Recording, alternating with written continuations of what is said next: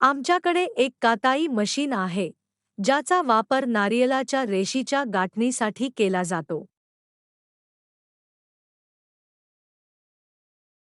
या मशीनमध्ये आपल्याला नारियलाचे फायबर मशीनच्या पाठीमागे टाकावे लागतात. मशीन सुरू केल्यानंतर ती स्वयंचलितपणे फायबर घेते आणि त्याला स्ट्रड तयार करण्यासाठी पुढे ढकलते.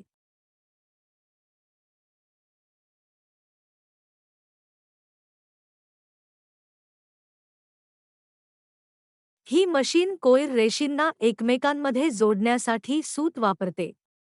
एकदा स्ट्रड तयार झाल्यावर त्यांना मशीनमध्ये गाठण्यासाठी बॉबिनवर ठेवले जाते.